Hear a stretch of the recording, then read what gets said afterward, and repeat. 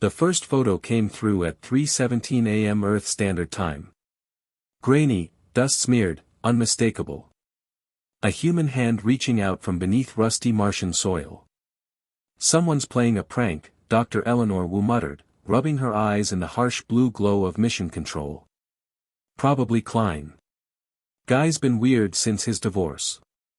But it wasn't Klein. It wasn't anyone.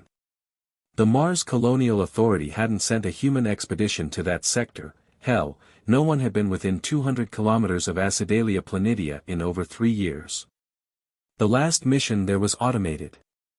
Strictly robots and drones. Yet there it was. 5 fingers. A palm. The beginning of a wrist. Undeniably human. "Run the diagnostics again," Eleanor ordered, her voice steadier than her heartbeat. The room hummed with tension as 12 of Earth's brightest space administrators tried not to freak the absolute fuck out. The second image arrived 7 minutes later.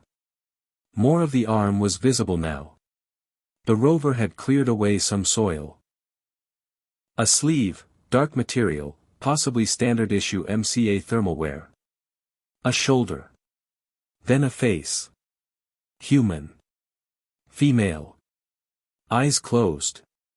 Skin unmarred by exposure to the Martian atmosphere, which should have been impossible. She should have been freeze-dried jerky at best, liquefied goo at worst. But she looked asleep. "Get me Director Hayes," Eleanor whispered. "Now." "So what are we dealing with here?" Director Imani Hayes asked, her hologram flickering slightly in the center of the conference room. "Hoax? Glitch? Or am I looking at proof that someone beat us to Mars and didn't bother mentioning it?" "We've confirmed the images are authentic," Eleanor replied. "Rover Perseverance 9 is functioning normally. There is, impossibly, a human body partially buried in the Martian soil. And before you ask, no, it doesn't match any missing astronauts. We've checked the records of every space program on Earth." Hayes pinched the bridge of her nose. "Christ. The Chinese will think we planted a spy. The Russians will think the Chinese did. And Congress will cut our funding because clearly we've been wasting their money if people are just strolling around Mars without spacesuits." "There's more," Eleanor said. "The body appears to be." She hesitated. "Well, sir, it appears to be alive." The silence that followed could have filled the vacuum between planets. "Explain," Hayes finally said. "Thermal readings. Subtle chest movements consistent with breathing. It defies everything we know about physics, biology, and space travel, but, yeah. Someone's taking a nap on Mars." Hayes looked around the room, her expression grim. "This conversation doesn't leave this room. Not until we have answers. I want a manned mission prepped and ready to launch within 48 hours. Sir, the fastest we've ever." 48 hours. Pull whatever strings you need. Redirect whatever resources necessary. If there's a living human on Mars who isn't one of ours, I want to know who the hell they are before Twitter does. The crew of the emergency response vessel Hermes consisted of 4 people, each chosen for their specific expertise and, more importantly, their ability to keep their mouths shut. Dr. Zara Chen, xenobiologist. Commander Jackson Reed, veteran astronaut with 3 Mars missions under his belt. Dr. Victor Novak, physician specializing in extreme environment medicine. And finally, Lieutenant Amir Kapoor, security specialist, because no one quite knew what they were walking into. The Hermes used experimental antimatter pulse technology, cutting the Mars journey from months to days. The side effects were brutal: nausea, temporary blindness, and in Amir's case, a nosebleed that wouldn't stop for 6 hours, but they made it. 3 days, 17 hours after the discovery, human boots crunched onto Martian soil less than a kilometer from the mysterious body. "I still don't understand how this is possible," Zara said through the comm as they trudged across the red landscape. "Even if someone else developed tech to get here quickly, where's their landing craft? Their supplies? And how are they surviving without environmental protection? Maybe they're not human, Victor suggested. Could be a very convincing synthetic. Or maybe, Jackson said grimly, we're walking into first contact with something that just looks human to lure us in. Cheerful thought, Amir muttered, checking the sidearm that technically wasn't supposed to be there. Really setting a relaxing tone for the mission, Commander. They crested a small ridge, and there she was, exactly as the rover had found her. More exposed now after additional drone work, they could see she wore what appeared to be a standard MCA expedition suit, minus the helmet. Dark hair framed a young face, mid-30s, perhaps. Eyes closed. Peaceful. Life signs? Jackson asked as Victor approached with his scanner. This can't be right, Victor whispered after a moment. She's alive. Heart rate 32 BPM. Body temperature 30 degrees Celsius. Low but sustainable.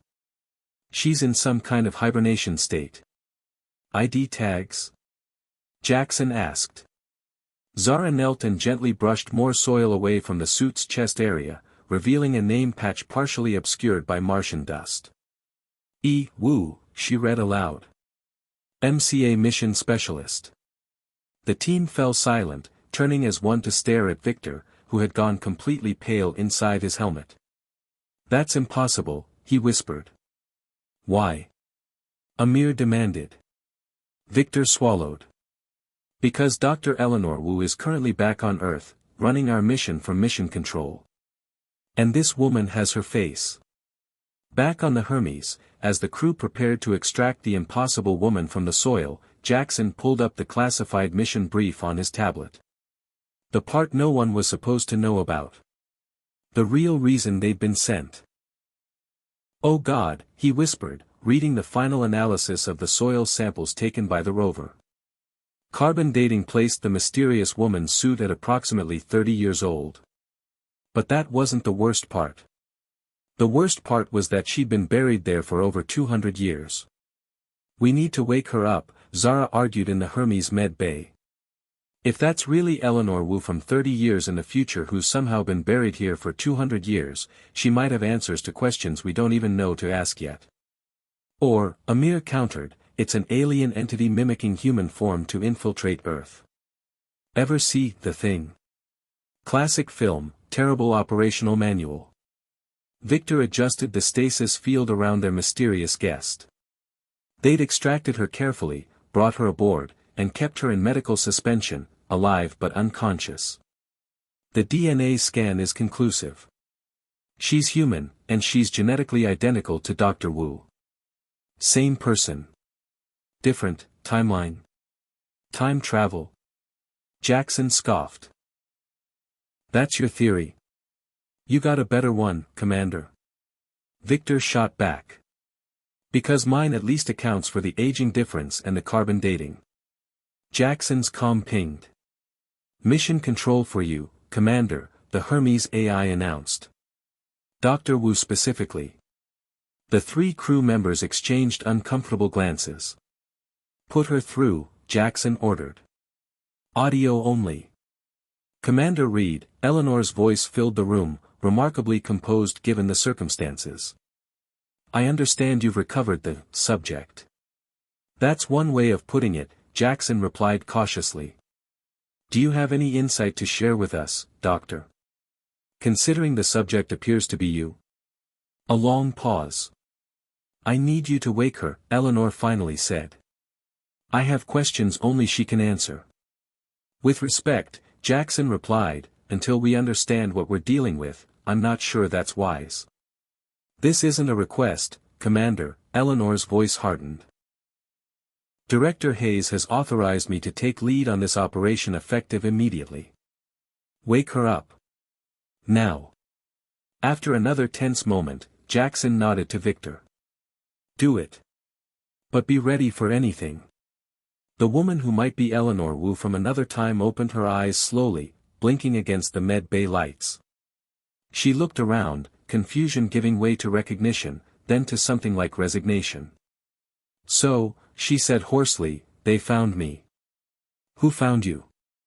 Zara asked gently. The woman smiled weakly. You did. Right on schedule. You were expecting us? Victor asked. Of course. I left myself in a spot where the survey rovers would find me. She turned to Jackson. Commander Reed. You look younger than when we last met.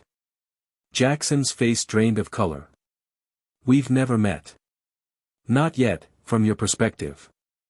She closed her eyes briefly. I need water. And then we need to talk. After drinking greedily, the woman who called herself Eleanor sat up straighter. First, I need you to confirm something. What year is it on Earth? 2087, Zara answered. The woman nodded slowly. Good. That means there's still time. Time for what? Amir demanded. To prevent the collapse. She looked at each of them in turn. In about 10 years, humanity will develop true quantum entanglement communication.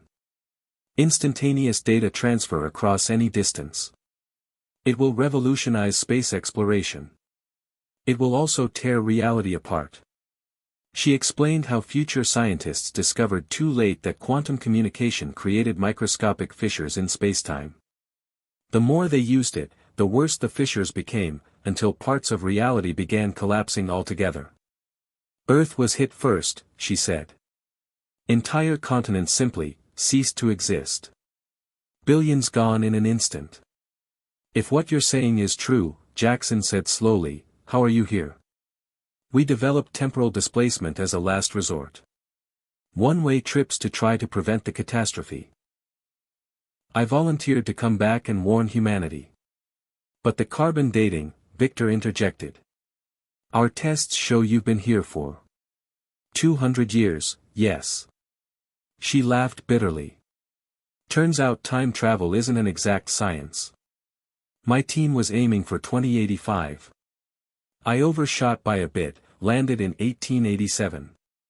My suit protected me initially, but I knew I couldn't survive long enough. So I put myself into suspended animation using experimental tech, hoping someone would find me eventually.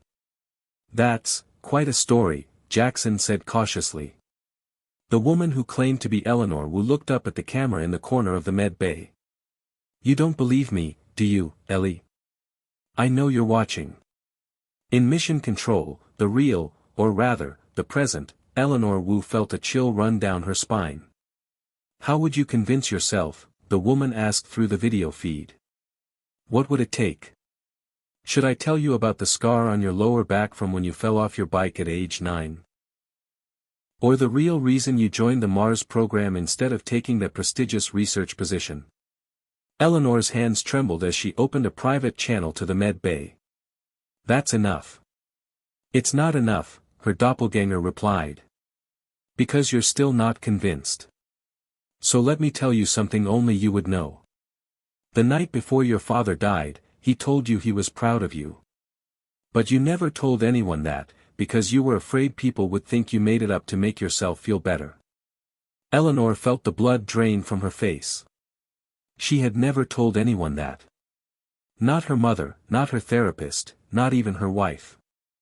I need to speak with her, Eleanor told Director Hayes. Alone. Through a secure quantum link. Oh, the irony, Eleanor faced herself.